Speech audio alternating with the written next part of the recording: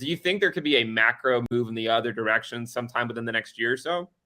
I do. And I think there's a lot of, I really do believe that there's a fair amount of value in a few of the altcoins, whether it's, I don't know if it's Polygon, I don't know if it's Solana or Cardano or Polkadot, but I do think that if you start putting them in a security, even if they're put in the, okay, these are securities, then you have to start reevaluating them based on, okay, well, what's their value in that structure? Do they create earnings, or how many networks or things are built on that specific network? And I think that's where you start to come up with saying, okay, well, if we just get a little bit more clarity from the SEC, you could actually see some decent ability to value. And I think that's been one of the major issues that I've had, is that there's no transparency for a lot of this stuff.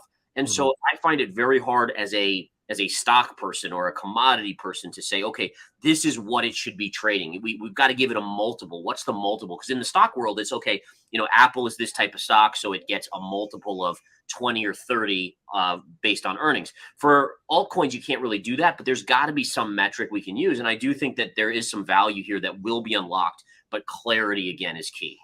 If you think back to the .com crash, which I know you lived through, it wasn't until a lot of those .com companies found real utility that we came out of that bear market, right? Right.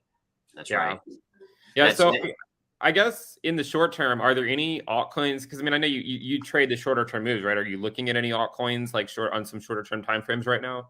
Yeah, at least on the daily chart. So one of them, and again, it still has a little bit of a dump. And if we get that Bitcoin flush to, let's say, 27,000 that I've been talking about, maybe that's going to be a major trend line.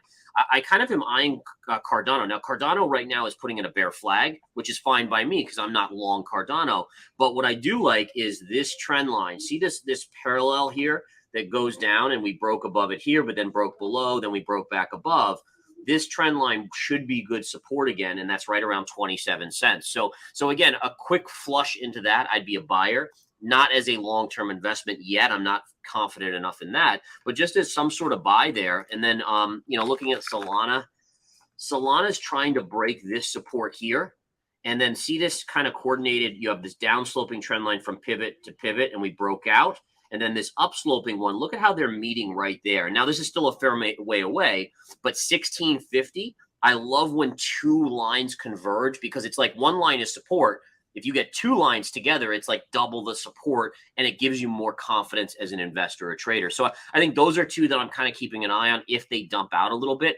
Lastly, I'll mention XRP, because XRP is actually getting closer to this previous pivot high from the last consolidation, and it's right around 58.5 cents. And I wouldn't say, go all in there. You should never go all in, but I would start to accumulate a little bit around 58 cents and then slowly buy as it comes down to some of these secondary levels.